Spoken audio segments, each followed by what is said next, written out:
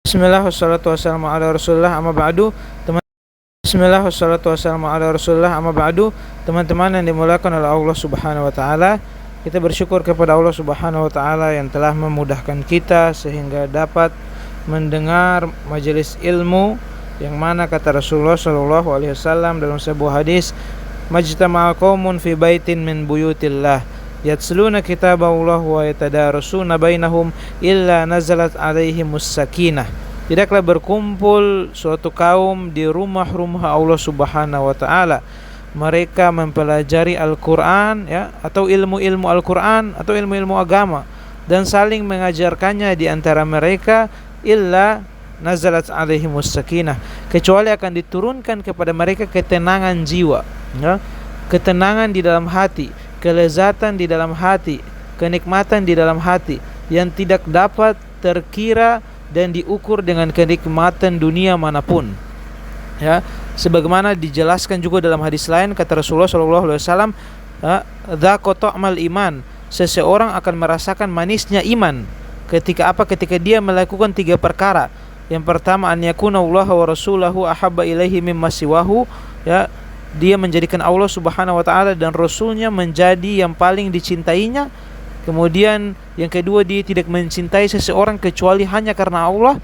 Dan yang ketiga, dia takut kembali kepada keadaan dulunya ketika dia masih belum hijrah atau ketika dia masih sering bermaksiat, sebagaimana dia takut untuk dimasukkan ke dalam api neraka.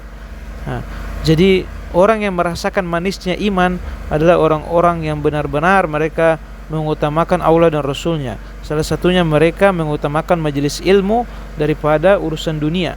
Padahal mereka sedang sibuk dengan kesibukan dunia, tetapi mereka meluangkan waktu mereka untuk hadir di majelis ilmu.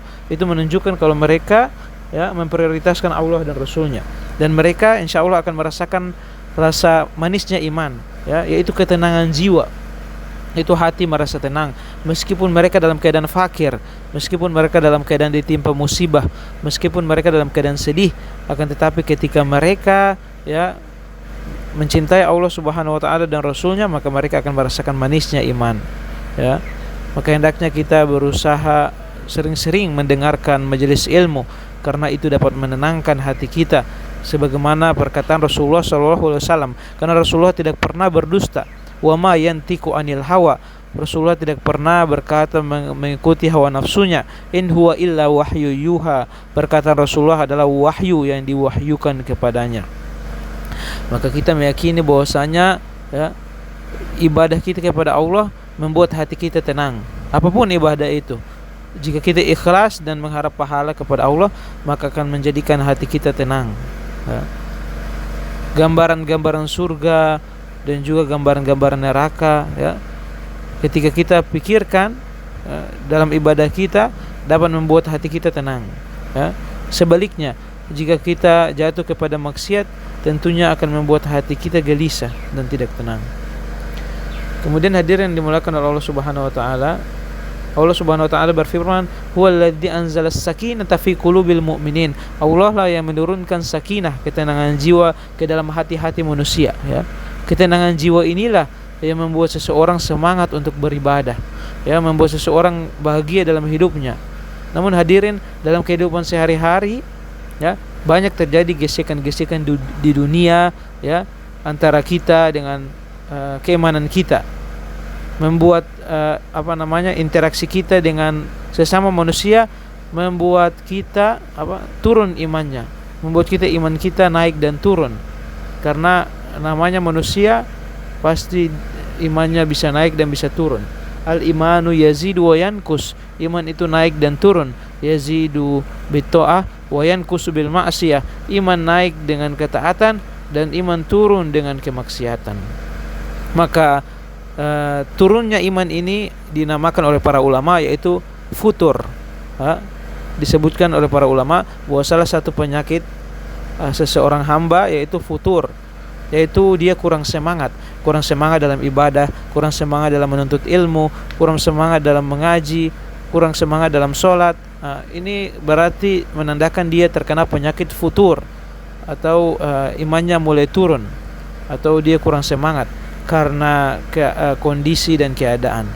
Dan hal ini merupakan perkara yang lumrah bagi setiap manusia, karena manusia memiliki sifat al-malal, sifat rasa bosan, sifat jenuh, sehingga dia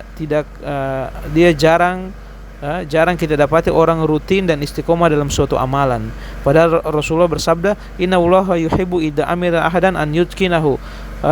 Allah mencintai amalan yang tekun, amalan seseorang yang tekun, yakni dia mengerjakannya dengan penuh kelihayan dan istiqomah. Dalam hadis lain juga Rasulullah bersabda, ahabbu amali ilallah wa in qalla. Amalan yang paling dicintai Allah yaitu amalan yang konsisten meskipun sedikit. Maka kita hendaknya berusaha agar selalu konsisten dalam mengamalkan ibadah-ibadah kita. Jika kita telah melengkapi ibadah yang wajib, kita usahakan ada ibadah sunnah yang kita prioritaskan, yang kita khususkan menjadi syafaat bagi kita di hari kiamat, ya. Ada amalan-amalan khusus yang kita lakukan, yang kita yakini dengan ini kita bisa lebih dekat dengan Allah. Contohnya, jika kita tidak mampu untuk sholat malam, ya, kita tidak mampu untuk banyak bersedekah karena harta kita kurang, usahakan ada satu amalan sunnah yang kita prioritaskan sehingga kita bisa mendekatkan diri kepada Allah. Contohnya seperti ada orang yang dia mengkhususkan dalam harinya satu hari satu juz untuk membaca Quran. Maka pengkhususan ini, ya, diharapkan dapat membuat dia lebih dekat kepada Allah Subhanahu wa taala. Begitu juga bisa jadi dia mengkhususkan waktunya untuk menuntut ilmu, ya, di tengah kesibukan dia khususkan waktunya 1 jam untuk mendengarkan ilmu agama, maka insya Allah itu dapat mendekatkan dia kepada Allah Subhanahu wa taala. Sebagaimana perkataan Imam Syafi'i, menuntut ilmu 1 bab lebih utama daripada sholat sunnah 1000 rakaat. Karena setan lebih takut daripada orang berilmu yang tidur, ya, daripada orang ahli ibadah yang jahil, ya. Makanya ada seseorang yang meminta fatwa kepada seorang ahli ibadah, dia telah membunuh 99 nyawa, apakah dia masih bisa diampuni, ya? Ahli ibadah itu karena dia bodoh, maka dia memberikan fatwa yang fatal. Dia berkata bahwasanya orang yang melakukan maksiat tersebut, membunuh 99 orang tersebut, ya, karena dia nilai dari perasaan, dia berkata tidak mungkin Allah mengampuninya. Akan tetapi orang yang alim mengetahui, ketika dia bertanya kepada orang yang alim itu berkata, dan apa yang menghalangimu dari hidayah, dari taubat kepada Allah Subhanahu wa taala? Maka orang alim itu pun paham mengenai ayat-ayat Allah, paham bahwasanya Allah berfirman, qul ya ibadiyalladzina asrafu ala anfusihim la taqnatu min rahmatillah. Wahai hamba-hambaku yang melampaui batas, janganlah kalian berputus asa dari rahmat Allah. Innallaha yaghfirudz dzunuba jami'a. Sesungguhnya Allah mengampuni seluruh dosa. Ya ayyuhalladzina amanu tubu ilallahi taubatan nasuha. Wahai orang-orang beriman, bertobatlah kalian kepada Allah dengan taubat yang nasuha. Saya Allah akan mengampuni dosa-dosa kalian. Bahkan Allah setiap malam turun ke langit dunia untuk apa? Untuk menunggu istighfar dari hamba-hambanya, untuk menunggu doa dari hamba-hambanya. Kurang baik Allah apa kepada kita? Kurang baik apa Allah kepada kita? Sampai Allah turun ke langit dunia untuk menunggu doa dan juga istighfar dari hamba-hambanya. Maka sungguh sangat rugi jika kita tidak memanfaatkan hidup kita ini untuk ketakwaan. Sungguh rugi jika catatan amal kita tidak diisi dengan istighfar, dengan taubat kepada Allah Subhanahu wa taala. Setan senantiasa menggoda kita agar hari-hari kita hiasi dengan perkara yang sia-sia, dan kita menjauhi taubat, menjauhi istighfar. Padahal istighfar itu adalah perkara yang ringan, ya, ringan di bibir, hanya diucapkan astagfirullah, namun kita merasa berat karena memang setan senantiasa mengganggu kita dalam aliran darah kita. Kata Rasulullah, innal syaiton yajri majrad dam. Sesungguhnya setan mengalir dalam tubuh manusia majrad dam, dan setan senantiasa mengikuti aktivitas kita sehari-hari. Kata Rasulullah, jika seseorang masuk ke dalam rumah dia tidak membaca bismillah, maka setan akan menginap, ya. Setan akan berkata kepada teman-temannya, kalian mendapatkan tempat menginap. Ketika manusia makan dan dia tidak baca bismillah, setan berkata kepada teman-temannya, kalian dapat jatah makanan, ya. Setan dalam hadis lain Rasulullah bersabda, setan menginap di dalam hidung seseorang hamba ketika dia tidur, ya. Dalam hadis lain juga Rasulullah bersabda, setan kencing ke telinga seorang hamba sehingga dia tidak mendengar azan sholat subuh, ya, sehingga dia berat untuk bangun sholat subuh. Sehingga setan senantiasa, ya, membersamai kita dalam setiap keadaan kita. Karena itu merupakan janji setan di dalam Al-Quran, ya, fa bi izzatika la ughwiyannahum ajma'in. Wahai Allah, dengan kemuliaanmu, karena engkau telah menyesatkan kami, maka kami akan menyesatkan seluruh anak Adam, illa ibadakal mukhlasin, illa ibadakal mukhlasin, kecuali hamba-hambamu yang benar-benar ikhlas. Maka teman-teman yang dimuliakan oleh Allah Subhanahu wa taala, kita fokus dalam mendengar ilmu agama, ya. Jadi seseorang mungkin baginya terkena futur atau kurang semangat dalam ibadah, karena manusia, ya, namanya manusia wajar, imannya naik dan turun. Ya muqallibal qulub tsabbit qalbi ala dinik. Makanya dalam sebuah hadis Rasulullah menganjurkan kepada kita agar senantiasa berdoa, wahai Maha yang membolak-balikan hati, tetapkanlah hati kami, ya, dalam kebaikan, dalam ketakwaan kepadamu. Maka teman-teman yang dirahmati oleh Allah Subhanahu wa taala, penyakit futur ini dia menimpa seluruh kalangan manusia. Baik itu dia orang yang awam ataupun orang yang berilmu, baik dia ahli ibadah ataupun orang yang biasa saja, baik dia orang fasik ataupun dia orang alim, semuanya pasti mengalami yang namanya futur atau rasa kurang semangat dalam ibadah. Ketika masuk bulan Ramadan, di hari-hari awal kaum muslimin semangat dalam beribadah, namun ketika masuk di pertengahan dan akhir bulan Ramadan, kita lihat ke bahwasanya realita yang ada, manusia kaum muslimin, ya, mereka mulai futur, mulai kurang semangat dalam beribadah. Maka Allah berfirman, fa'alhamaha fujuruha wa taqwaha, dan kami ilhamkan kepada diri manusia itu, ya, hidayah untuk melakukan fujur, keburukan, dan juga hidayah untuk melakukan ketakwaan. Maka futur ini tidak bisa dihindari, ya. Namanya keadaan manusia pasti imannya naik turun, ya, pasti imannya naik turun. Tidak ada yang imannya stabil. Yang imannya stabil hanya para malaikat. La ya'suna ma amarahum wa yaf'aluna ma yu'marun. Mereka tidak pernah bermaksiat kepada Allah, dan juga para malaikat mereka tidak pernah untuk, dan mereka senantiasa melaksanakan apa yang diperintahkan. Mereka senantiasa melaksanakan apa yang diperintahkan oleh Allah Subhanahu wa taala. Jadi yang namanya iman itu naik turun. Tinggal kita berusaha untuk mengontrol iman kita, bagaimana kita bisa menjaganya untuk tetap stabil, ya. Minimal dia bisa bertahan lebih lama. Di antara doa yang Rasulullah ajarkan kepada kita, doa ya muqallibal qulub tsabbit qalbi ala dinik. Wahai Maha yang membolak-balikan hati, ya, tetapkanlah hati kami dalam agamamu. Kemudian juga doa Rabbana la tuzigh qulubana ba'da idh hadaitana wa hab lana min ladunka rahmah. Wahai Tuhan kami, janganlah engkau palingkan hati kami setelah engkau memberikan hidayah kepada kami. Wa hab lana min ladunka rahmah, dan berikanlah kepada kami rahmat. Maka dalam hadis Nabi Muhammad SAW bersabda mengenai iman yang, ya, naik turun. Innal imana la yakhluqu kama yakhluqu thawb. Sesungguhnya iman itu dia, ya, dapat kusam, dapat pudar seperti kusamnya pakaian, ya. Fajaddidu imanakum fas'alullaha an yujaddida imanakum. Maka berdoalah kepada Allah agar Allah memperbaharui iman kalian, ya, agar iman kalian diperbaharui, agar ketakwaan kalian diperbaharui. Karena tidak ada yang dapat menjamin keimanan kita dapat stabil, ya. Mungkin hari ini kita baik, hari besok kita tidak tahu apakah kita masih jadi orang baik atau tidak. Kita senantiasa berdoa meminta hidayah kepada Allah. Ihdinas siratal mustaqim, ya Allah tunjukilah kepada kami jalan yang lurus. Jika kita telah diberi hidayah, kita berdoa supaya hidayah itu ditetapkan kepada kita. Jika kita sudah istiqomah dalam hidayah, kita berdoa agar kita diberikan hidayah atau pintu-pintu kebaikan yang lain. Maka iman itu dapat pudar seperti pudarnya pakaian, pada pakaian, pudarnya pakaian. Dan salah satu cara agar kita dapat menjaga iman kita yaitu dengan selalu berdoa.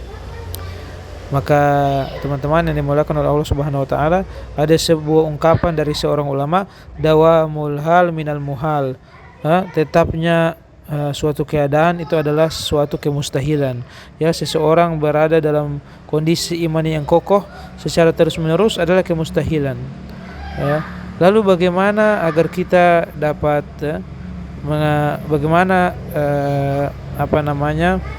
bagaimana kita dalam mengatasi hal tersebut? ya, yaitu dengan cara ketika iman kita turun, jangan sampai kita meninggalkan yang wajib-wajib. Mungkin yang sunnah-sunnah kita bisa tinggalkan karena kita malas. Dibolehkan untuk kita meninggalkan yang sunnah ketika kita malas. Misalnya sholat duha yang biasanya 4 rakaat turun jadi 2 rakaat, atau biasanya sholat qobliyah zuhur 4 rakaat jadi 2 rakaat. Itu dibolehkan. Yang witir dari 3 rakaat jadi 1 rakaat boleh. Karena itu adalah wajar bagi seseorang. Itu adalah kondisi futur yang dialami oleh setiap manusia, setiap muslim. Yang penting ketika imannya turun, dia tidak melakukan maksiat dan dia berusaha agar menjaga kewajiban-kewajibannya. Nah, dan ketika imannya naik, dia berusaha untuk memaksimalkan ibadahnya kepada Allah. Itu adalah cara kita atau keadaan kita, cara kita dalam menyikapi futur, ya. Nah, kemudian dalam hadis lain kata Rasulullah SAW tentang kondisi seorang hamba, inna likulli amalin syirrah, sesungguhnya setiap amal soleh itu memiliki waktu-waktu semangat. Ada durasi semangat. Contohnya kita sholat tahajud, mungkin 1 minggu kita semangat, bisa jadi minggu depannya kita tidak semangat. Karena setiap amalan kata Rasulullah itu memiliki waktu semangat. Wa inna likulli syirratin fatrah, dan waktu semangat itu dia punya waktu, dia punya fatrah, ya, akan berakhir pada waktunya.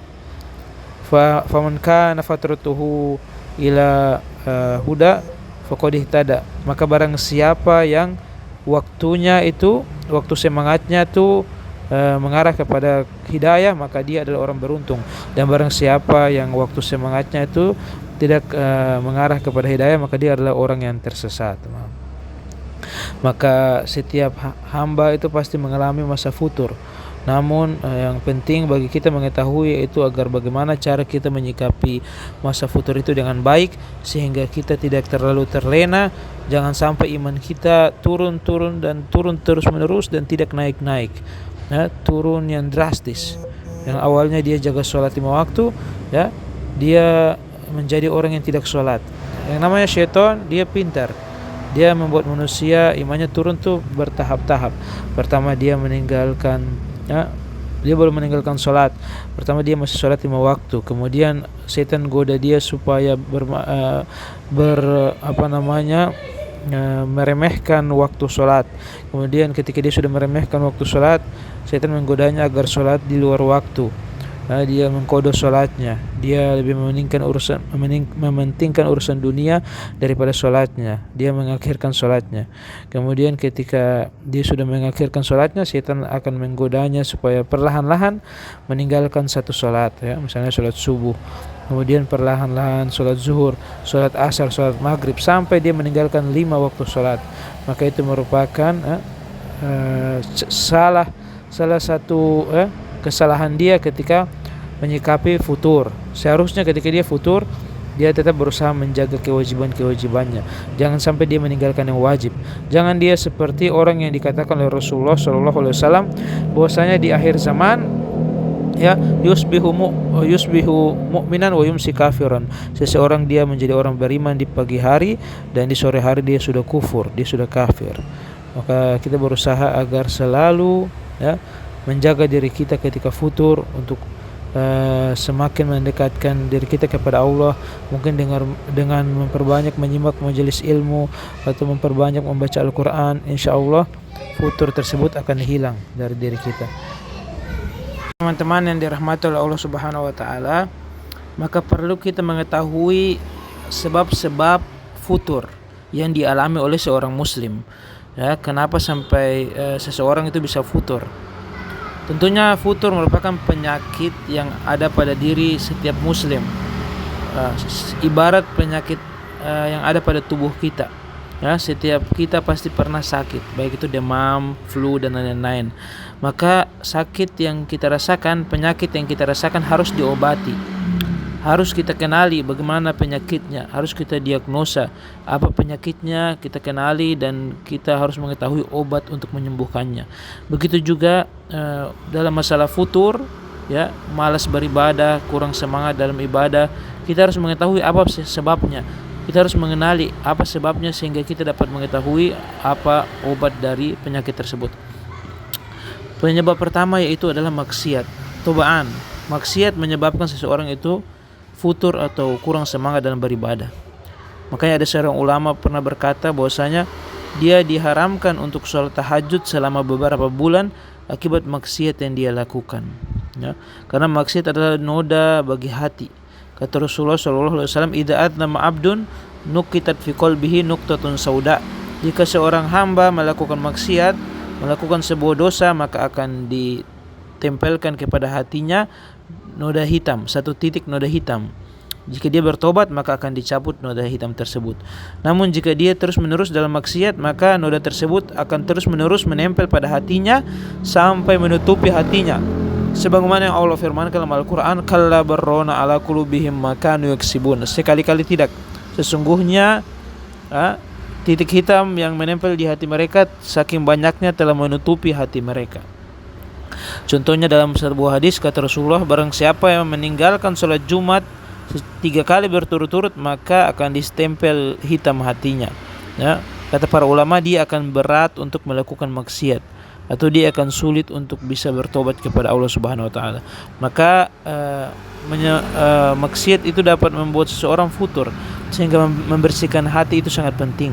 Allah berfirman, "Qad aflaha man tazakka." Sungguh beruntung orang yang menyucikan hatinya. Wa qad khaba man dassaha. Dan sungguh merugi orang yang mengotori hatinya. Dan orang di hari kiamat akan merugi kecuali orang yang hatinya salim, hatinya bersih.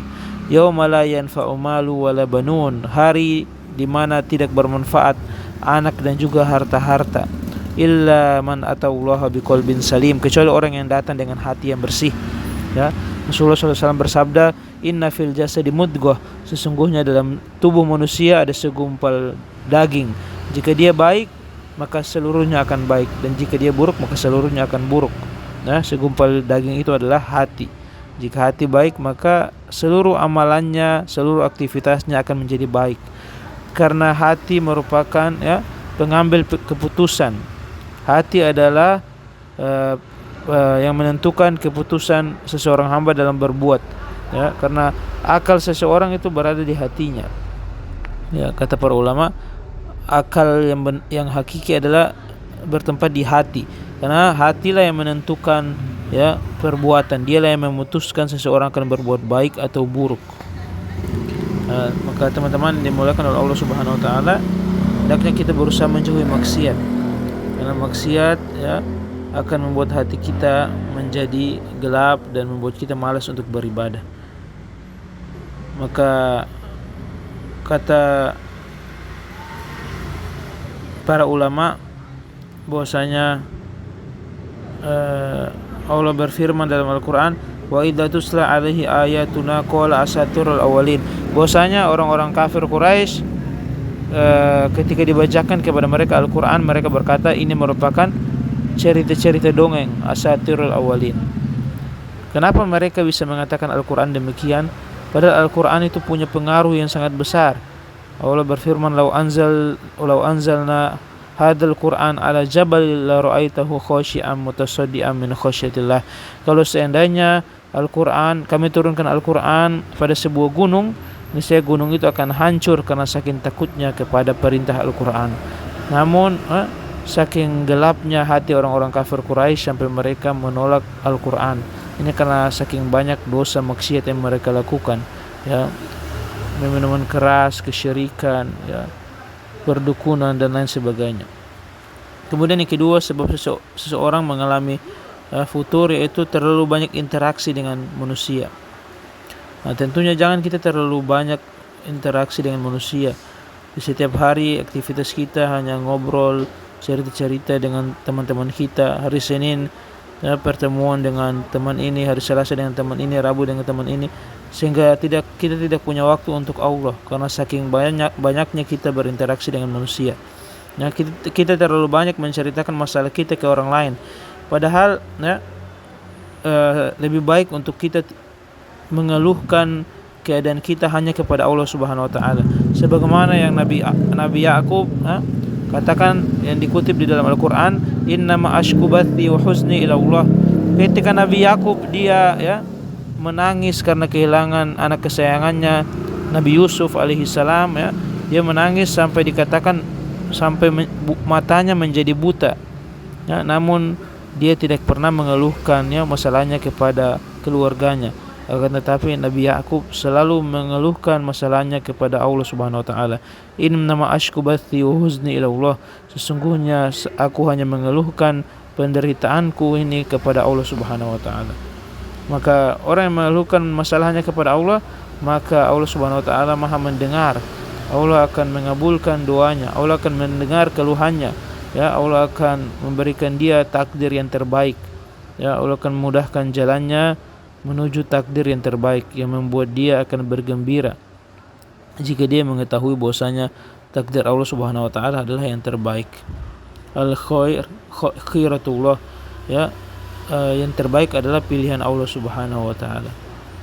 Maka jangan kita terlalu banyak mengeluhkan masalah kita kepada manusia, karena jika kita keluhkan masalah kita kepada orang yang membenci kita, maka dia akan senang, ya, dengan penderitaan kita. Namun jika kita mengeluhkan penderitaan kita kepada orang lain, maka orang lain akan sedih dengan penderitaan kita. Seharusnya kita hanya mengeluhkan penderitaan kita kepada Allah Subhanahu wa taala atau kepada orang-orang yang dapat memberikan solusi terbaik untuk kita. Jangan kita ceritakan masalah kita kepada orang-orang secara umum, karena itu dapat, ya, membuat mereka sedih dan membuat kita marah, berlarut-larut dalam kesedihan. Maka hendaknya kita memperbanyak interaksi kita dengan Allah Subhanahu wa taala, yaitu dengan memperbanyak ibadah seperti baca Quran, salat dan lain-lain. Ya, kata seorang ulama, zikru makhlukida, mengingat makhluk adalah penyakit, wa zikru al-khaliq adalah dawa, dan mengingat al-khaliq sang pencipta adalah obatnya.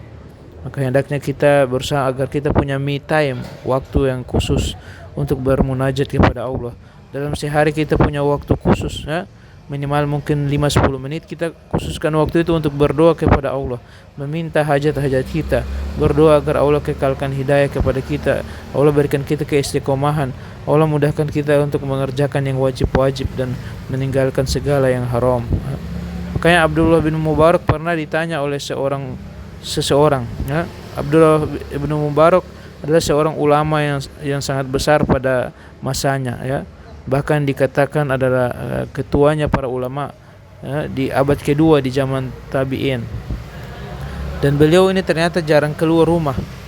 Maka beliau ditanya, "Ala tastauhish? Apakah kamu, ya, tidak merasa sedih selalu berdiam diri di rumah?"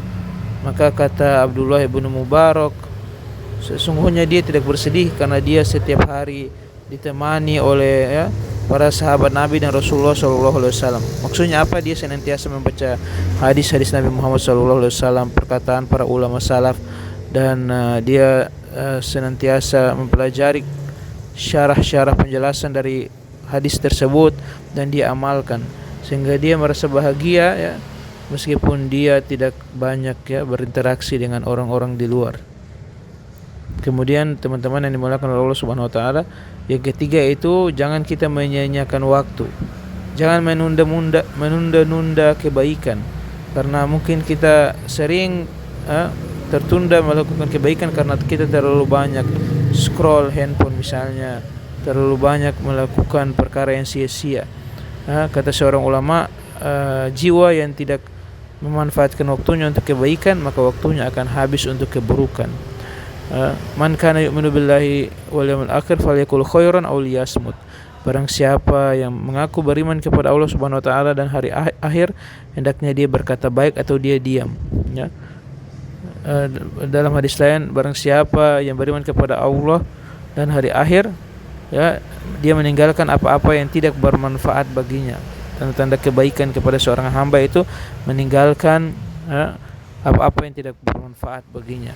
Maka jangan kita tunda-tunda kebaikan, ya, karena itu merupakan tentaranya iblis. Kata para ulama, at-taswif jundun min junudil iblis. Menunda-nunda kebaikan itu adalah, ya, bisikan-bisikan dari iblis. Iblis senantiasa mau agar kita selalu menunda kebaikan. Kita memperbanyak melakukan perkara yang mubah, bahkan makruh, bahkan haram, Padahal Rasulullah bersabda, badiru bil a'mali fitanan, bersegeralah kalian untuk melakukan amal soleh, melakukan kebaikan sebelum datangnya fitnah-fitnah. Yusbihur rajulu mu'minan, seseorang di pagi harinya dia beriman, wa yumsi kafiran, ternyata di sore hari dia kafir. Ya, salah satunya penyebabnya apa? Karena dia membuang-buang waktunya. Dia tidak memanfaatkan waktunya untuk kebaikan sehingga dia habiskan untuk keburukan. Ya, padahal waktunya akan ditanya pada hari kiamat. Ni'matani maghbunun fiha katsirun minan nas, ada dua nikmat yang banyak manusia lalai darinya, yaitu nikmat sehat dan waktu luang. Ya, padahal Allah Subhanahu wa taala ya selalu menyemangati kita agar selalu bersegera, berlomba-lomba, ya, berusaha berlari-lari untuk memperbanyak kebaikan, berlomba-lomba dalam kebaikan. Kata Allah dalam Al-Quran, wasari'u ila magfiratin min rabbikum, bersegeralah kalian agar menggapai ampunan Allah